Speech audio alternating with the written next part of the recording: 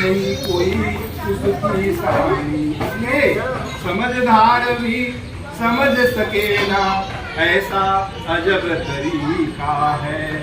जिसको हम परमात्मा कहते, यह सब खेल उसी का है। राम सिया राम सिया राम सिया राम, राम सिया राम सिया राम सिया राम, राम सिया राम सिया राम सिया राम, राम सिया राम सिया राम सिया राम।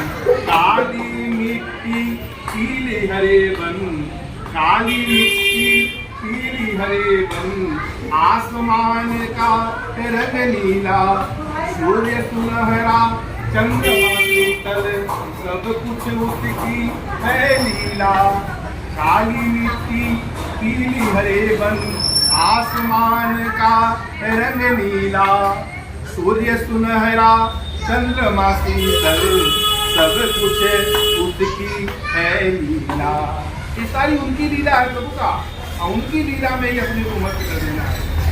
और आगे राजस्थान जी महाराज कहते हैं, यदि आप खुश होना चाहते हैं, भक्त बनना चाहते हैं, आनंदित होना चाहते हैं, शांति चाहते हैं, तो यही सूत्र है, यही मुक्ति का भाव है कि उनकी इच्छा में अपनी इच्छा को हर एक स्थिति को अपने अनुकूल बना लेना, यही तो भक्त करते हैं। तो भगवान शंकर जो है गरुड़ जी को कहते हैं, हे गरुड़ जी आप वहाँ पर जाइए जहाँ पर निरंतर जो है हरि की कथा हो रही है।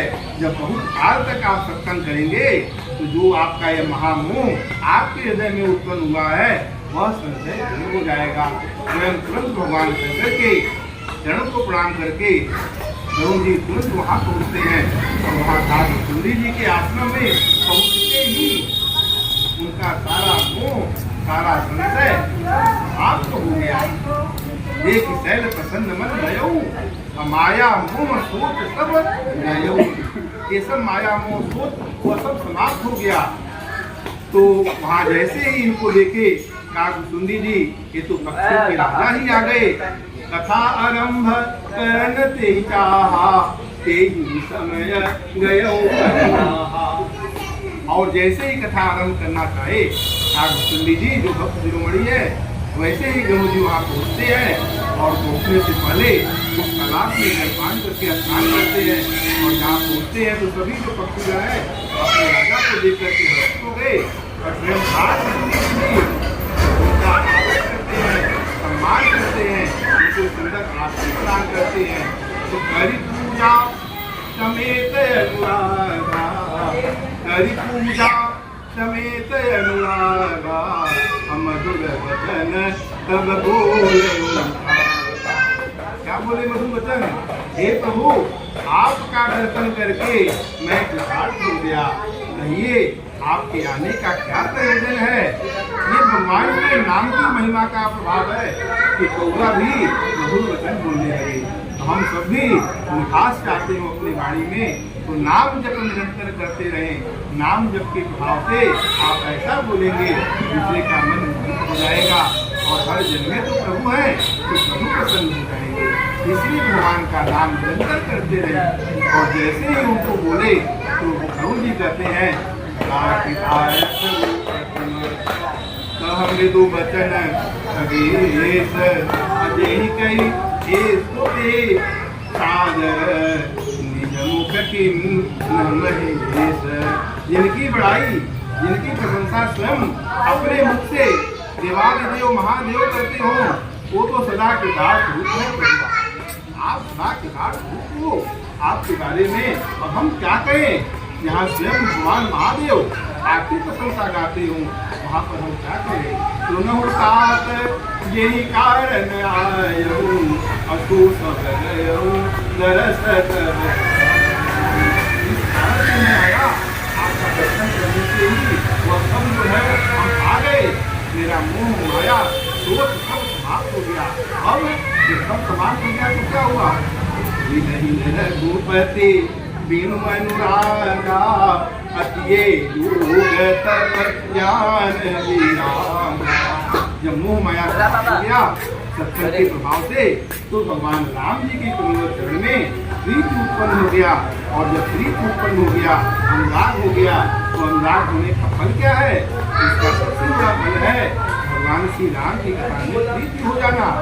अब उनसे कहते हैं, अब श्री राम कथा अति पावनी, सदा सुखद दुख कुंजन सावनी, सादर तात सुनावहु मोहि, अबार बार विनवहु प्रभु सोई।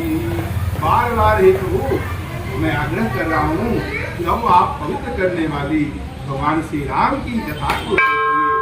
और यही भगवान शंकर भी कहे माता पार्वती को, धन्य सती पावन मति तोरी, धन्य सती पावन मति तोरी, रघुपति चरण प्रीति नहीं,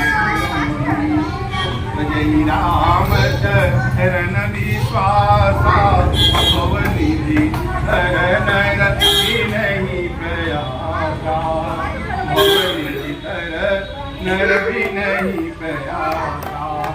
और माता पार्वती भी धन्यवाद ज्ञापन करती है, धन्य धन्य मैं धन्य पुरारी, राम कथा भव भय हारी। भगवान राम का जो कथा है वो भवके भय का बहुत ही सुंदर भाव है। और यहाँ सापेक्ष सत्य और निरपेक्ष सत्य, माया का निरूपण और ब्रह्म का निरूपण जो भगवान ने दो माया का निरूपण किए और ब्रह्म राम का निरूपण व्याप्त रहूं समस्त हूँ, व्याप्त रहूं समस्त हूँ, माया कटक प्रचंड। कोई माया नहीं हुआ, हमें भी हुआ था। ये कार्य कुंज जी की देखिए बड़ाई करती है, ऐसा नहीं कि मैं मुंह माया से रहित रहा, ये भी